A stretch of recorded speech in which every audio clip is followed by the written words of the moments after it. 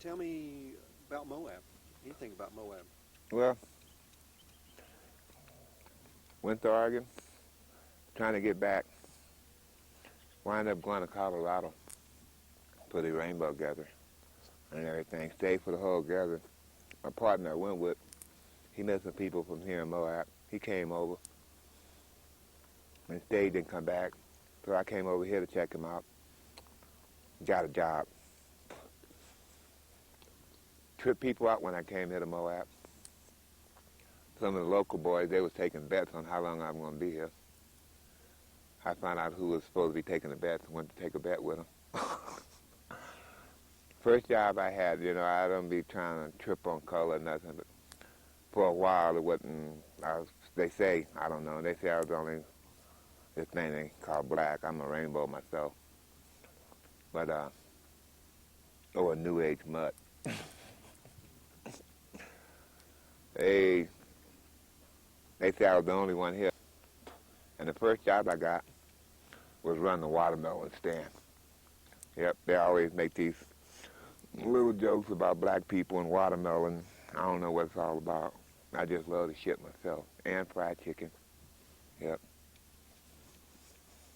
So I got a job here. I've been hanging. I like Moab. The folks are really good here. Got the shit kicked out of me a couple of times. Yep.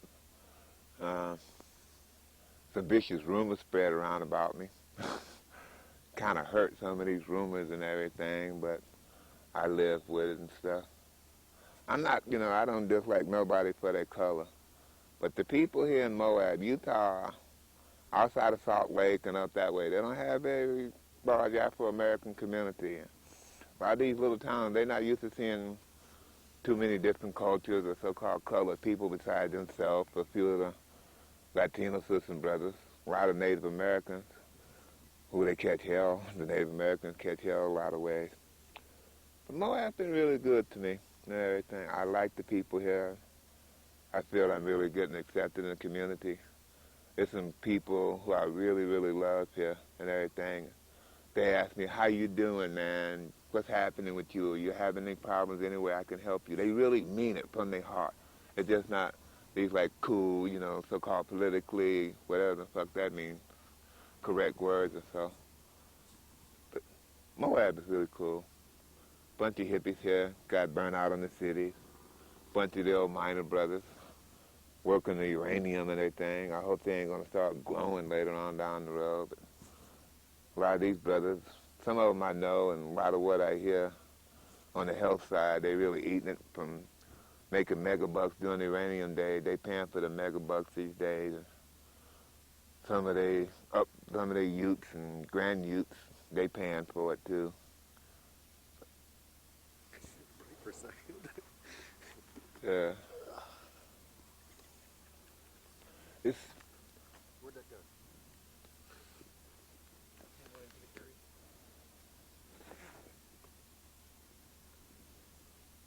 Gonna start over again? I didn't have the camera on. I feel that it's changing.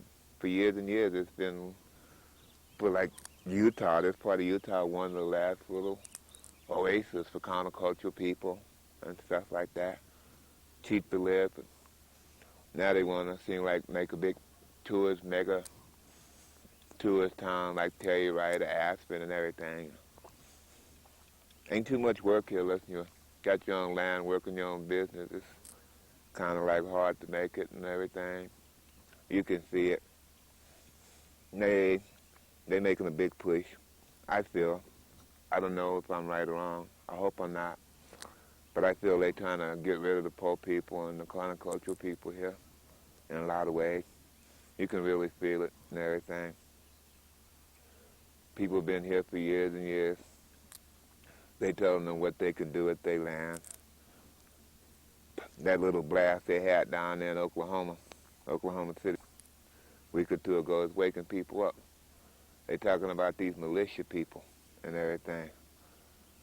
Now, I'm not advocating violence, or however they said and so, but a lot of what them people is saying is right, because the government, I mean, they telling you you can own this land, but now they want to tell you what you can put on it, how you can shit on it, who you can have on it, what you can have on it. This is so-called freedom and everything. They marking the money so they can tell with their little secret James Bond spy shit how much money you got and everything. This so-called Constitution, it sounds good on paper, but the way they dickering with it, might as well use it for damn toilet paper. They just say, you have this right, but we can just fuck you out of it anytime we want. And you can see a lot of that happen here in Moab and everything. Because here in Moab, it's been like a lot of what they call the backbone of America, or they try to make these people believe that they're the backbone of America. A lot of lower middle class believe in the government, white people here, and I'm not putting these people down. They have the right to believe that way. But the government done bullshitted them and everything, and now these people waking up and seeing it and everything. And a lot of what these militia boys say, I can identify with what they're saying and what the government is doing. They tell you have the right to bear arms. That's in that Constitution, I think, someplace in there. And so, but now they want to take the guns away from you. And the reason why they want to take the guns away from you, because they done backed everybody, all the poor folks, the middle class. It damn near ain't no middle class in America no more and everything.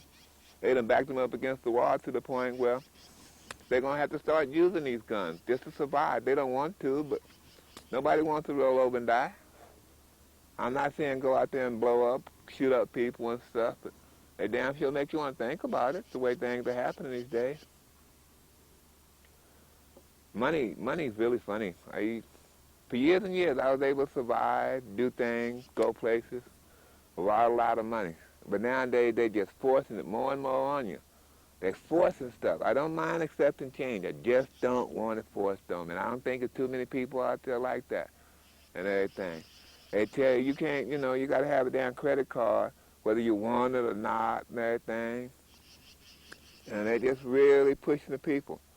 And I always say, for years and years I've been saying this, if there's going to be a revolution here in the United States, it ain't going to be one. To white middle-class America, got to get out there and start burning up, blowing up shit like they done in the barrios and the ghettos and everything. A few of them brothers went over there and helped them when they was doing that. A few of them Anglo brothers and sisters went over there, but they try to keep them out the way. Don't want the public to see that the Anglos are doing it. They want to say it's them and them doing it, and everything. But these people, the day they got a force to get out there and like burn up and loot and get some recognition that way to show people that they, that they feel they're getting screwed and it's the only way they can get their point across, then America's going to think about changing up. When that happens, the boy on the end of the gun going to be looking at his sister, his brother, his son, his daughter, maybe even his father or mother and everything. They ain't going to pop the cap, and mostly still today with this so-called integration and quota hiring, which is fucked, and everything, this quota hiring, just make a bunch of more weird shit, scramble up people's minds and everything, but they can't keep doing that and everything. And these people are like losing their jobs. They've been promised these jobs all their life. They've been told, you're white, you're all right, you're male, you're white male, straight American, everything is yours. And now all of a sudden, they don't have it to give it to them no more. And these people are afraid because they've been the ones that supporting the rich and supporting the poor and helping keeping the rich propped up. But boy, they're eating it really bad. White middle-class America is really eating it, and they're tired, and I don't blame them. But they got to realize that it ain't the person or another. It ain't so much of this person of another color.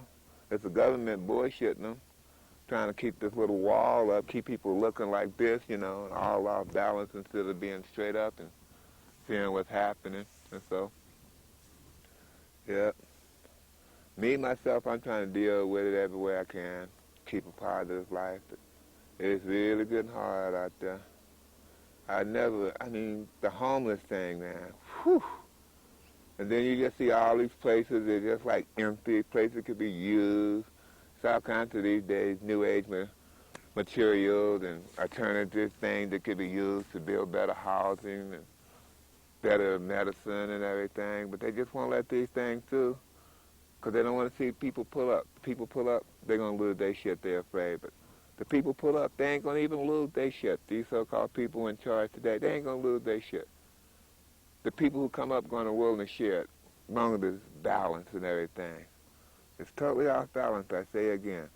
The poor is way down there and the rich is way, way up there. And for every 1,000 poor, it's 600, 500 rich that's taking it all. And that's just totally off balance. I'm trying to deal with this shit. I'm 47, still trying to deal with it. I feel really good with myself. The little plan I made for if I make it to this age where I want to be, I'm pretty much there. I feel mentally right, mentally, spiritually, a little physical kind of ache and pain here and there. And so they're getting to where people can't afford to be sick. James Baldwin, this great writer, this Afro-American writer, really a cool brother from like the 60s, late 50s, 60s and so. James Baldwin, one of his little sayings about poor people, only people who experience extreme poverty know how expensive it is to be poor. And it's true. You're homeless and you're poor. Can't buy a stash of food, got to buy shit out of the Quick Martin or Dairy Martin or wherever, all them quick food stores. You can't buy a stash of food when you're living out there.